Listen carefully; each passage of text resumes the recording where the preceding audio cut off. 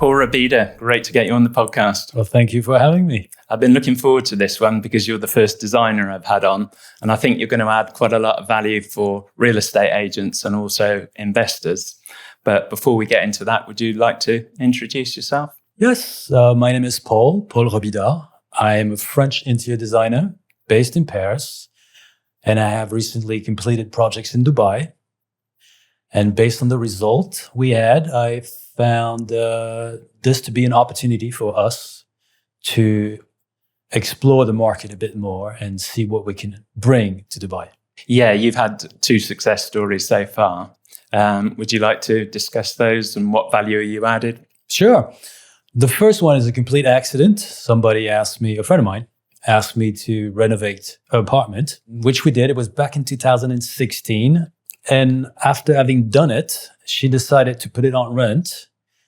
And she wasn't sure. She really liked it, but she wasn't sure what the value of the property would be. So before going on Dubizzle and Beut and all those, she used the pictures we did of a place and went to the local supermarket, Waitrose, and placed an ad. And on her way back, she did her groceries, and on her way back to the car, the phone rang, and somebody was calling already. Oh, I just saw the ad. Is it still available? And she goes, yes, sure. When you want to see it? And he said, right away. So she had to rush back home with her groceries and keep the groceries in the car, open the door. And that gentleman, and his girlfriend walked in. And even though it was a 1-bedroom apartment, the price was a bit above what 2 bedrooms would go for. They just looked at it and said, oh, we'll take it. Fantastic. So that was the first experience. The second one... Can you just comment on what you did to that apartment to add the value so that it would rent it out so quickly? It was a very usual salmon-y kitchen, dark brown. From the noughties, from the 2000s. From the 2000. It had those very typical acoustic tiles in both the kitchen and the bathrooms. And the bathroom had a mix of quite a few different tiles. It was a bit eclectic, let's say. So we simplified it. And because she had been in New York and she lived in a loft in New York, we decided to give it a loft mood. So we took down all the ceilings, exposed the aircon ducts. We took the paint off the main wall to show the cement. We had someone come in to do like not a full finish, but like as if not all the paint had been removed and it looked like it was aged. And then we helped her shop for furnitures. We redid the bathroom, got rid of all the acoustic tiles, made plain ceilings, and decided on 2 different tiles as opposed to the sampling they had. And then bought rugs, artworks, antiques, because it was to be for her. And then we photographed it. And then she decided, oh, I'm going to move to bigger. I'm going to rent this. And she was just curious. She wanted actually to see how much it was going to be going for. So she just came up with that price, which sounded outrageous. And she rented in 5 minutes. Right, yeah. So I was pleased. She was pleased.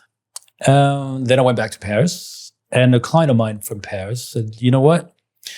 I'd like to try a real estate deal in Dubai. You know Dubai. You've been in Dubai. Can you help me do it? So I said, sure. I studied the market. I looked around places. But then they ended up buying an apartment, which I didn't think was the best option available. And I thought they overpaid. I mentioned it. But I said, I'll do my best. And I figured this is a flip. We got to please, it's not like a specific client. We have to target a broader array of people. So we did study what was done in Dubai and started from there. And as you know, real estate, kitchen and baths, and in Dubai, closets. So we focused on transforming the kitchen, transforming the bathrooms, and adding storage and closets.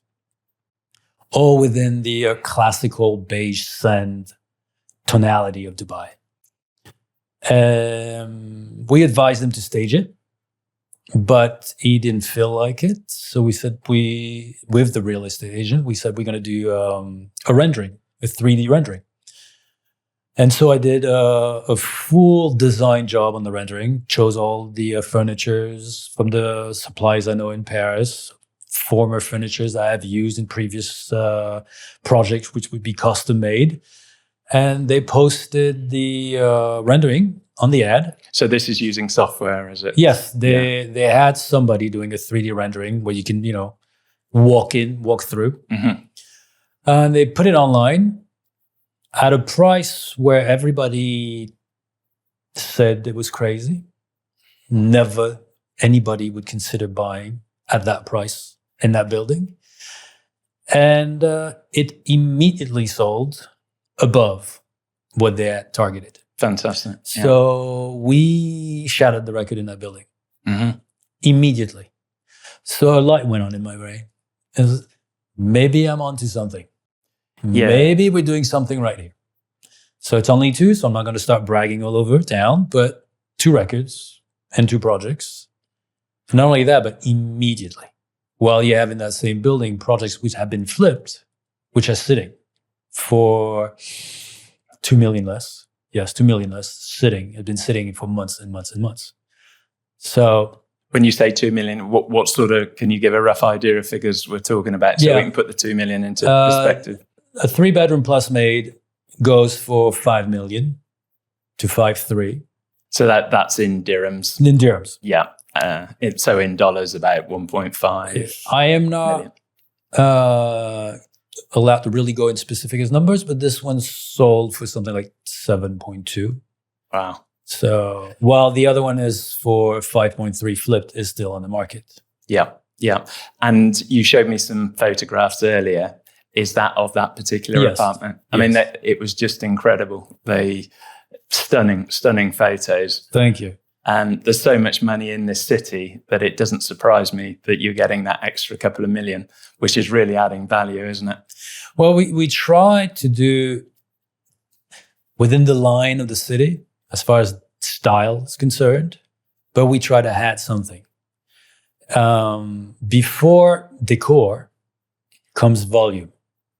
The first thing you look at in an apartment or a villa is the volume, proportions, perspectives, the light that comes in. If the volume's not right and you can't fix it, no point. If the volume is almost right, because it's never perfect, and you feel that you can really amend it to get that extra elegance in the proportions, then you start with that, and then you add the decor elements. It's not about, like, I'm going to take an example. Like, have you seen Dune, Zendaya, the actress? Proportionally perfect. You can put anything, a mop, anything, she will look like a million. On somebody like me that doesn't go to the gym every day, it's going to take a Savile Row tailor to make me look perfect. A perfect volume makes for perfect design. So we worked on that first. And then the rest is just decor. A lot of people make the mistake, they think, oh, I'm not dealing with the volume, I'll just splash on an expensive marble and yalla, this is it. It's not the way it works. I think volume comes first, then you decorate. Architecture, decorating. And that's what we did. And it worked. Yeah, that's fantastic. So that's 2 success stories so far already. How much is, you mentioned software earlier to do the rendering. Is technology playing a part more and more? Yes. I'm old school. I learned my trade before computers. I learned how to draw by hand. I learned how to draw my perspective by hand, to color it with watercolors. It has its charms, but now they need to see. And now with computer-aided design and all those BIM and whatever you call it, which I don't do personally, you're able to see exactly what it's going to look like. Because before, the client had to do a lot of imagination. So did the designer. If he's not repeating all the time the same thing, if it's trying new ground, then he has to trust his taste that is going to come out all right, but he doesn't know all that much. It's a gamble. With all that computer generated images, you see right away, is this going to work? Is this good? Are the colors right? So it's safer. And that's why it was sold, because the person saw it, like, okay, I see what it is going to be. Yeah. I love it. Yeah. I think at the moment there's so much potential for the work that you propose to do, have done and propose to do, because freehold property, where it was possible for foreigners to buy freehold property here in 2003 onwards. And so many projects are now at a stage where they need upgrading, they need redesigning. And it's becoming more and more common, isn't it, that this flipping is taking place. And so the service that you offer, I think, is going to be in demand over the next several years, really. Before the flipping in Dubai, and when I studied the possibilities, it was all about off-plan. People buying off-plan and then flipping it later on when finished. Now, real estate goes by phases. It follows the market, up, bull, bear, bull, bear. So 2008, after the crisis, to 2013, a lot of projects came up. They are dated look-wise. Yes. Those are your prime targets. Anything built up to 2016, perfect. What's important is the building in itself is still good. Like the amenities, the hallway, the entrance, the gym, the pool. Because there's no point doing a wonderful job in a building that looks like hell everywhere else. So if your building's still good, the community's still good, that's a prime candidate. Yeah. That's what you look for. Yeah.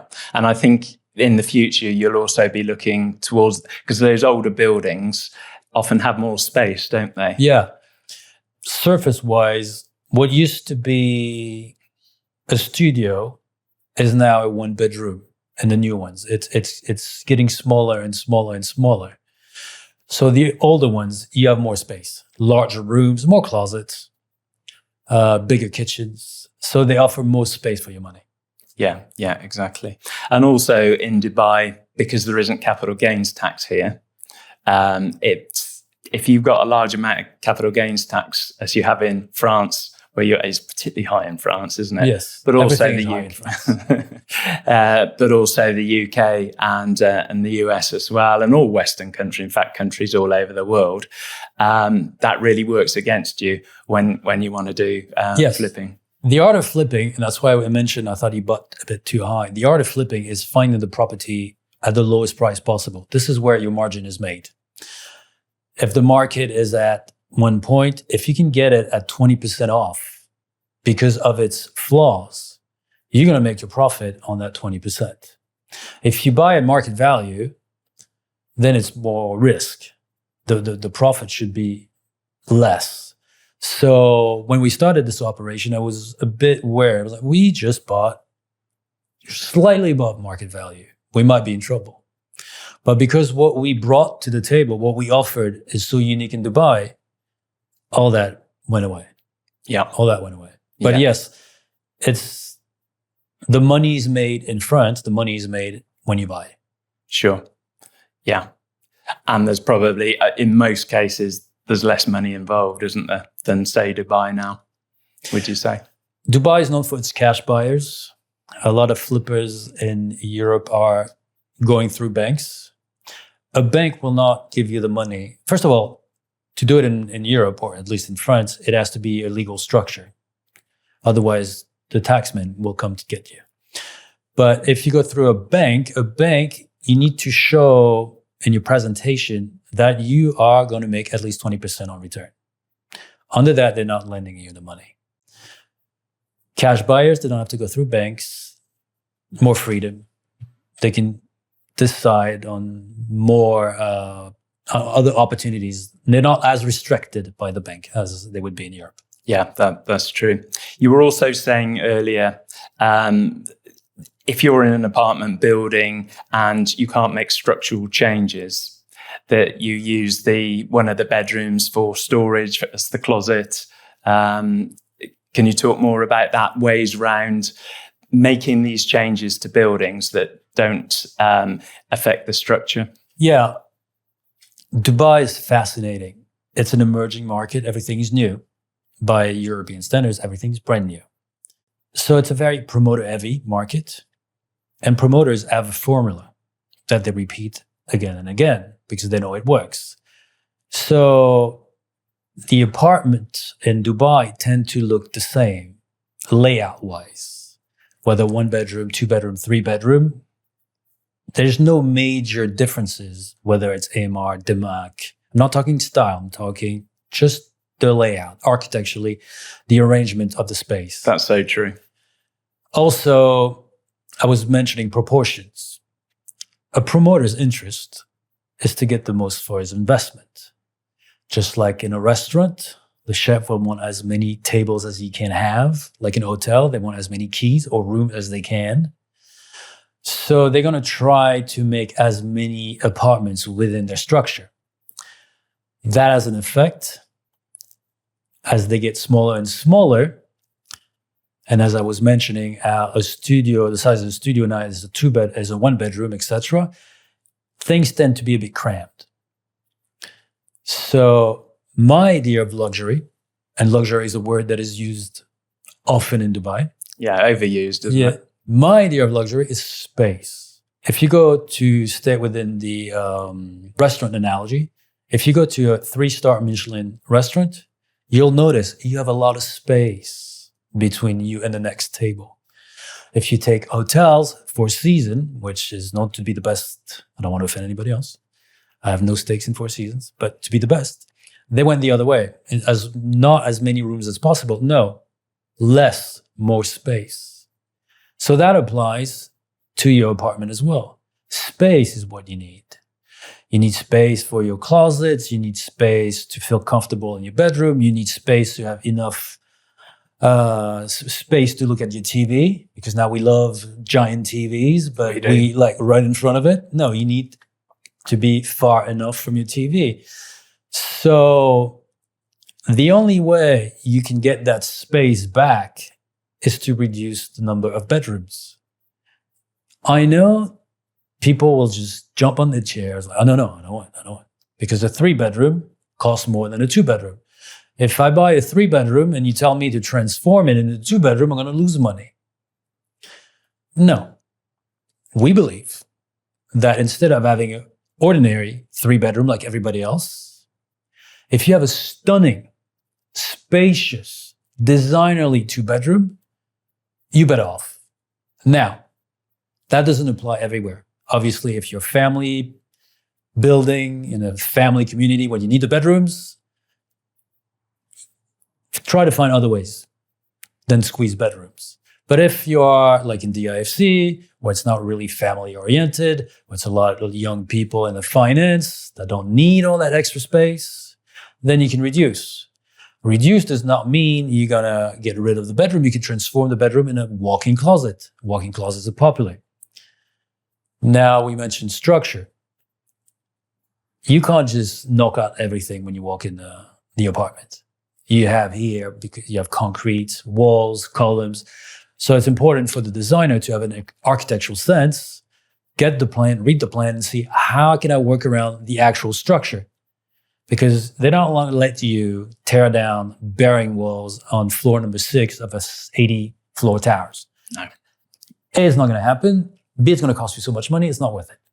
So it's my role as an architect to get around all those constraints and find the best way to reorganize the space. And that's what we do.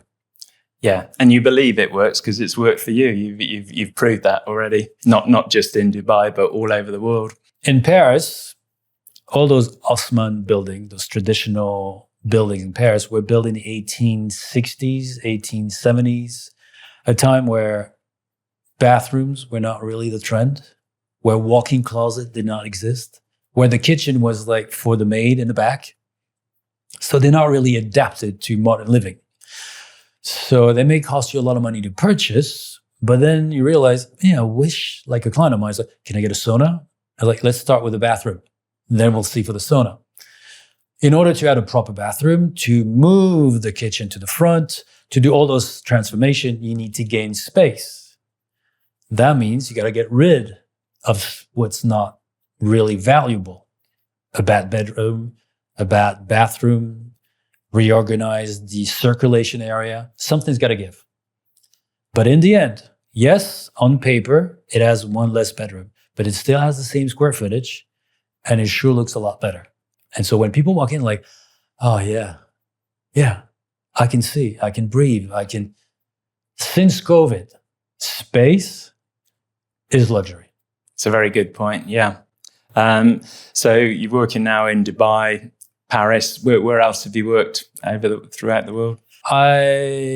You can tell by my accent, I'm not that French. I'm well-traveled. You've well-traveled, yeah. I graduated from the Academy of Art San Francisco in 1995. I worked in San Francisco. I have worked in London. I have worked in Paris. I have worked in Singapore. I've worked in Dubai now. Can that add on my list? And but I did most of my work for a design firm in Paris, Pierre-Yves Rochon, who specialized in hospitality, hotels. And I was in charge of presidential and royal suites in palaces such as the Savoy in London, Hôtel des Bergues in Geneva, which I then moved on to do on my own when I left the nest. And so I've worked abroad significantly. Yeah, it's quite a CV. Yeah. Very impressive. Thank you. So I want to flip a property in Dubai. Why should I come? You've given a lot of reasons there, but there are some people that are just going to go along to IKEA. They're going to pay the designers there because that service exists. It does it in a few places. Can you sell yourself a little bit more as to why they should come to you? Well, there's nothing wrong with IKEA. They do great kitchens. There should be a service for everyone based on your budget. A designer like me costs money because we offer more value. So there's nothing wrong in going to IKEA, doing it yourself. I would hire me for the full package, like not just flipping. We do full residential, specialized in antiques, fabrics, a lot more than just the flipping. But you have to understand this is an investment. You should always try to get, and that goes for everything in life, the best you can afford. Because that's an investment that will bring you return. Don't go cheap because you'll lose money. Somebody who has architectural sense, because this is what comes first, as I explained to you. If you don't deal with the architecture, you're just not getting it right. So architectural sense and the decorating sense, finding the right materials, the right detailing, and also making sure that the person on site who has to carry the job does it right, because that's an element we haven't talked about. France, England, we have artisans, craftsmen who've been doing this for hundreds of years. Skills like haute couture, there's a difference between the person who's going to sew you a Zara suit and somebody who's going to do a Christian Dior haute couture gown. It's the same in design. So you may not necessarily be able to afford the haute couture, but always pay or spend the most you can within your budget. Yeah. Then you'll get a return. The one we did, the first one I did, we didn't spend all that much. It was rather low key compared to the second one, compared to what I do normally. Also, when you do hotels, you're not spending millions and millions and millions in a hotel room like you would in a normal apartment. There's wear and tear. Rock and roll stars in hotel rooms tend to sort of mess things up. So you don't want to spend all that much. So I can do for less. I pride myself on that. But I love to do for more. As expensive, exquisite, as unique. Because that's another thing that is important. Since every apartment tends to be similar to the next, it's hard to stand out. Yep. My job is to make it stand out. It's, think of it like, that design's for you. It's not about me, it's about you. We're here to help you get what you want, what you want it to say about you, but the best of you. So hiring somebody like me helps you achieve the best. When people walk in your apartment, they should like, wow, this is nice. Yeah. But it's not just about look, comfort, every practicality, everything is involved. So that's what I try to bring. That's great. I think we've covered a lot of good stuff there. Have you pretty much covered everything you want to? Is there anything else you wanted to say? Yeah, I'd like to, something we noticed, the importance of contractors in Dubai. Mm-hmm. As I just explained, this is an emerging market. There's yet to have the experience, I would say, of high-end craftsmanship. A lot of the difference is made with the contractor. That being said, the key element is the designer. Because a lot of time people ask within the construction, oh, who's the contractor? And I was telling my assistants, like, why is nobody asking about the designer? That's the more important should be the most important. Yeah. Because Dubai is still like trying to find a contractor. And I think that people here need to realize the designer is the key element. The designer is the one that is the conductor of the show, not the first violin. He's the conductor.